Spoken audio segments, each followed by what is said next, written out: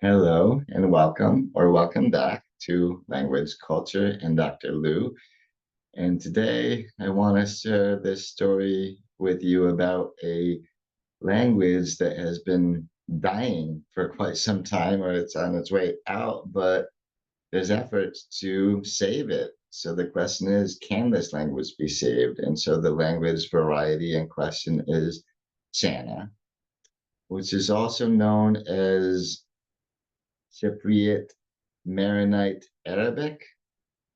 And that's who the people are that we're looking at in this photo here. These are Maronites. These are Cypriot Maronites, also known as Maronite Cypriots. And they brought their language with them when they migrated to Cyprus starting 12 or 1300 years ago in the 8th century. And this language has been kept alive by passing it down orally from parents to their children through conversation for centuries and centuries and centuries. And the problem is now that their numbers have dwindled and the only people still speaking this language, which again is an offshoot of Arabic. And that's why we call it Cypriot Maronite Arabic. Same thing as Sanna.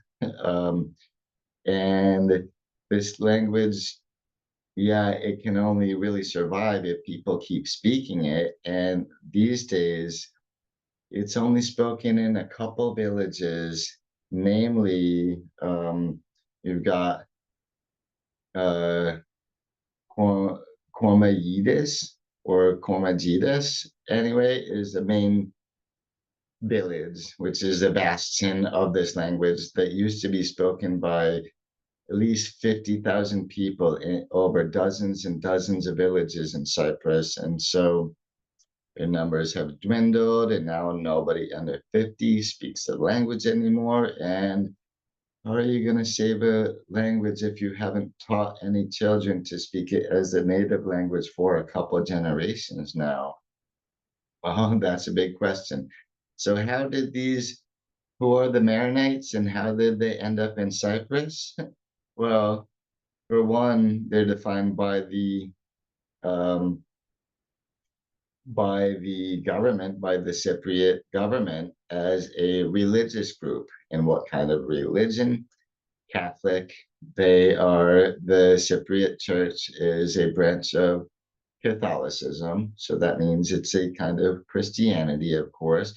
And this sort of brought in why did they migrate to Cyprus in the first place? Going way back to the 8th century, um, it's because they're from Levant, which is an area in along the Eastern Mediterranean, including Syria, Lebanon, Jordan, Israel, Palestine, and so on. So these folks found their roots in mostly in Syria.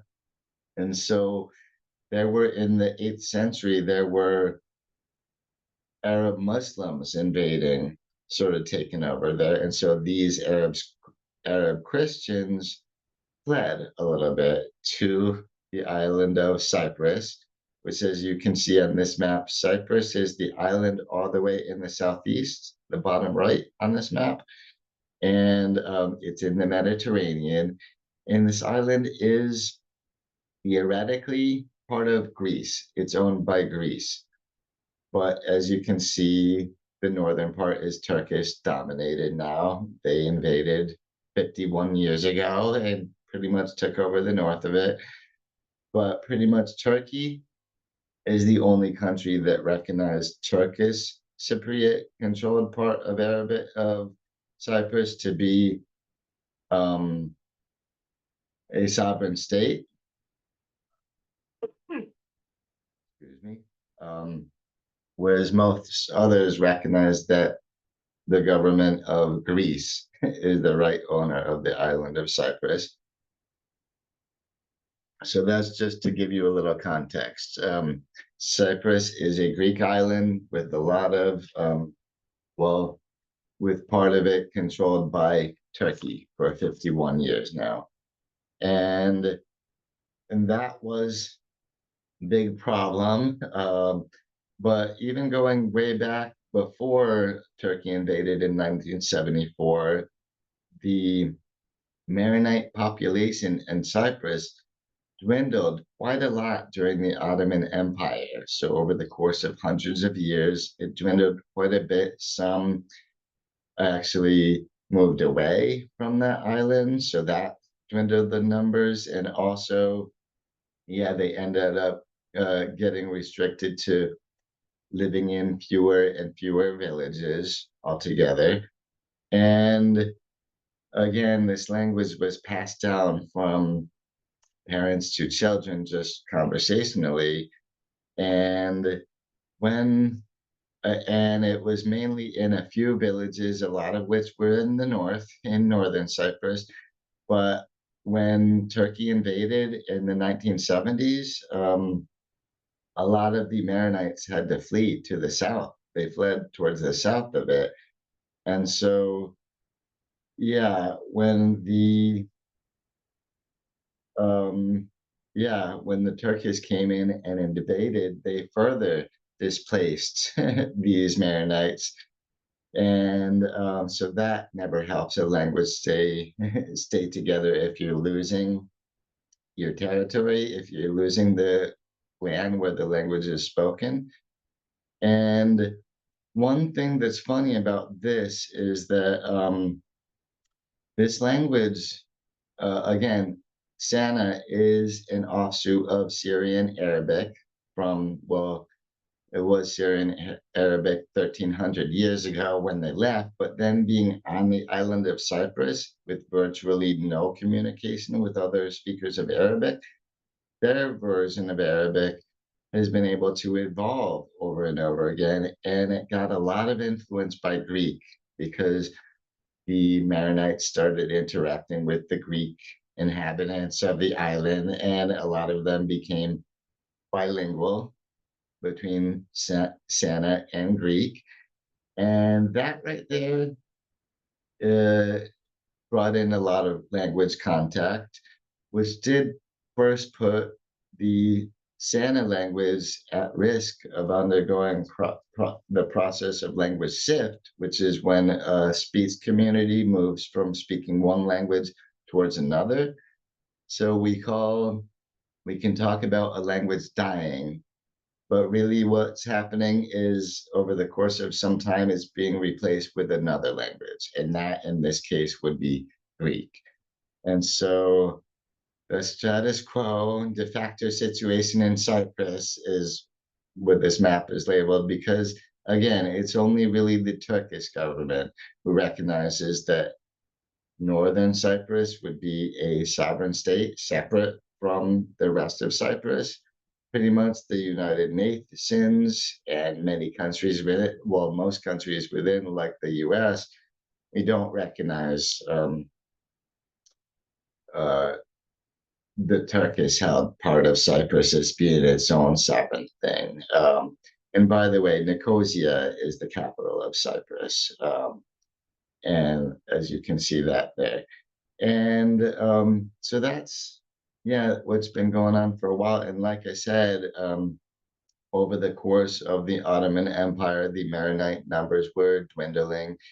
And then we have in the 1974 invasion by Turkey, some Maronites are further displaced towards the south. They're losing the foothold in the villages where their language was already spoken. And this to me is also a turning point that would have kicked off the process of language shift when Maronites would start speaking Greek more and more, and Santa less and less, to eventually not even be teaching Santa to their children when they're growing up anymore. And so again, I think it's important that they keep this language because it shows their ancestry, where they came from. shows how they descended from Syria and Lebanon, and that they have a unique cultural history behind them, and language is part of your culture, part of your cultural identity, and so on. Now, with the Turkish invasion again, people got dispersed throughout the South. The Maronites did anyway. And um, that put their culture and language at risk. As children were now attending Greek speaking schools where the children didn't necessarily speak a lot of Greek at first, and then in schools they start learning it. And that right there puts Santa at risk when they're finding another language more useful to know. And currently, it's gotten to the point where um, it's really only one in five Maronite marriages are between members of the Maronite community. So when you're marrying a spouse and raising children with that person, and that spouse does not share your native minority language, the children are probably not going to end up speaking that language either. So that's also been a thing. And now we have the village noted the most toward the north in this, Cormahitis, that's still going to be the last bastion of the Sanna language, aka the Cypriot Maronite language, Cypriot Maronite Arabic specifically. And and so, like I said, it's spoken only by people over the age of 50, and not by very many. It's really only spoken by about 900 Maronites anymore, which is not even 10% of the Maronite population. And again, mostly among elderly folks. And so, what could anyone possibly do to help keep this language alive, help it remain viable? Well, people are really starting to make some moves that in that direction now. And I think a big key part of this was how Cyprus was accepted as a member of the European Union in, I think, 2003 or 2004. Anyway, so just about 20 years ago or so. And once that happened, then the EU showed some interest in protecting some indigenous languages that are in danger of disappearing. And so this led to some efforts to help stabilize the situation and promote the Cypriot Maronite Arabic language, aka Sanna. And part of what was making it so fragile is that it was only passed down from conversationally. They had no written form. And so a team of linguists, mostly from the University of Cyprus, actually went to work and started recording like a good 280 hours of the Santa language as spoken. And from there, they were able to create an alphabet. And that way, this is going to help a lot to save the language because they created an alphabet. So now they can publish textbooks in this in this language and teach and have education happening right in Santa language. And that can do wonders towards saving a language. This has worked out. I'm thinking of varieties of minority languages in the US, specifically two of the varieties of French in the US. Schools help keep Franco American French alive and well for many decades, until sadly the Catholic parochial Franco American schools got shut down many decades ago. So that's been a problem for them since. And also in Louisiana, chlorophyll went into place, and so they had a lot of French taught in schools down there to help save Cajun French and yeah, Louisiana French on the whole. So this can be a really good thing. And again, it's in part, yeah, part of this it will help by being taught in schools. And so again, this 27 letter alphabet, which is mostly based on Latin characters. So again, this puts Santa even uh, more different now than other varieties of Arabic and more unique. So this is fantastic. And so, can it possibly work? Well, right now, things are the efforts are in language instruction efforts are in the early stages. Um, so there's about 100 or so children and adults in classes in Formahidis and in a primary school in a suburb of Nicosia, which again is the capital of Cyprus. And they've even started a summer language camp for children and adults in Formahidis. And so all of these are good efforts. And one thing they're doing is try to get native born speakers, so primarily Formahidis residents who are also Maronites. They're trying to teach them how to teach Santa.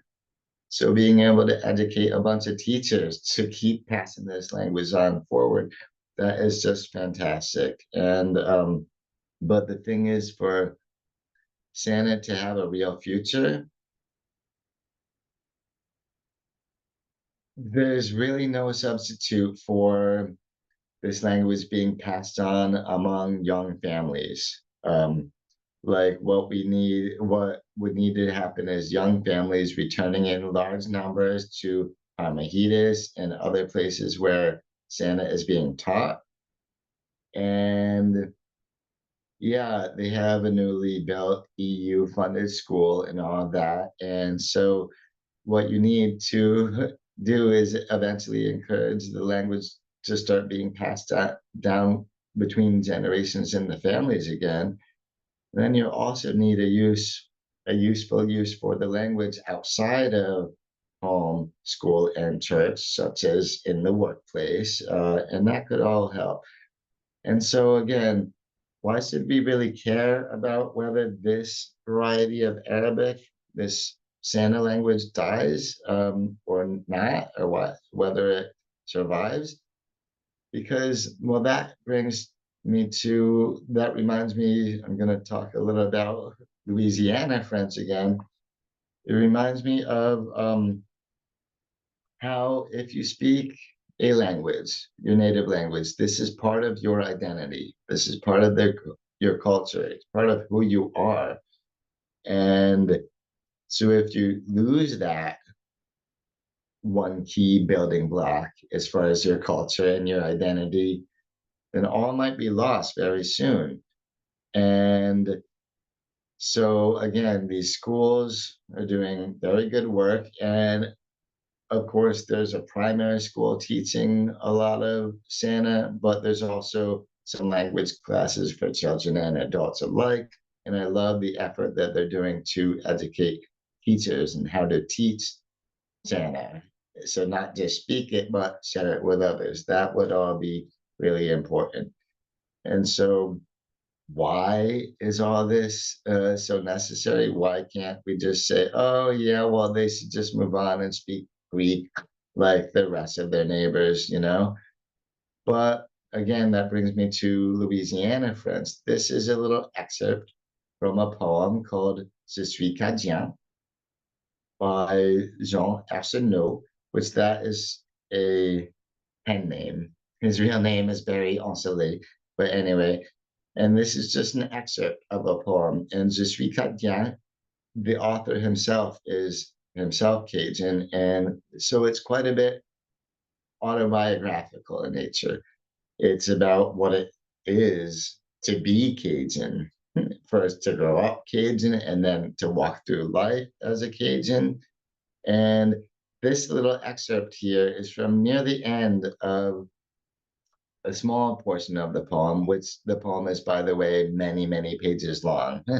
So this is from small portion of the poem where the narrator, pretty much the main character, is still a child, and he has just figured out that there is a stigma behind being Cajun and speaking French. And back then, public schools, well, it was public schools pretty much outlawed anybody speaking any French on the school grounds. They would punish them.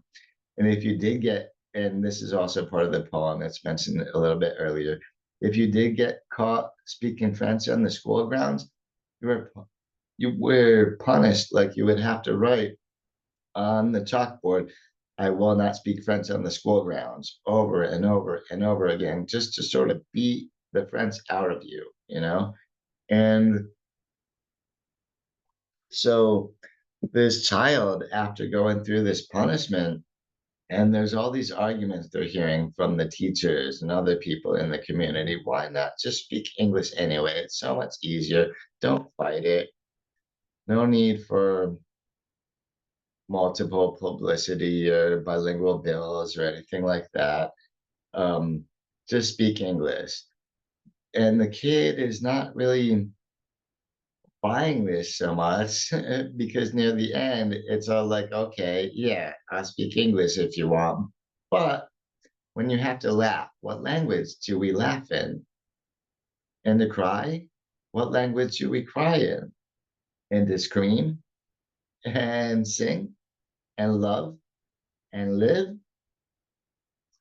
This all goes to my point that language as part of your identity is part of who you are, it's part of your culture. And so I think I wish all the best for these Maronites and saving their ancestral language, Sanna.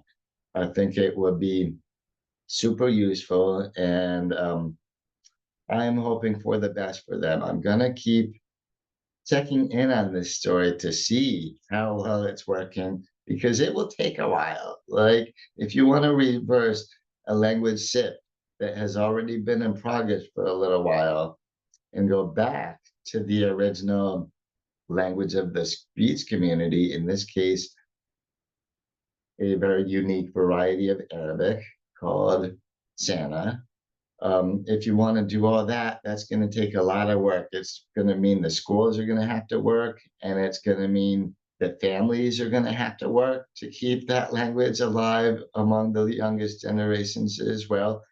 And it means that the entire communities are going to have to work to make sure that there is a useful place for the language outside of school and outside of the home. Excuse me. And so yeah, and so normally I end my slideshows with a little slide that says fact for the end, but here I didn't want to do that because I don't want this to be the end for these Maronites in traditional folk costume or for their language. And so let's hope it's not. Let's hope it can work out for them. And so if I do learn more about the situation going on, I will bring it to this channel. And yeah, otherwise, um, otherwise I'm going to be moving on for my next video. Will be on a totally different topic than that, but I will keep you informed if I see any good updates on this story too. And so yeah, until then, catch you around next time. Bye-bye.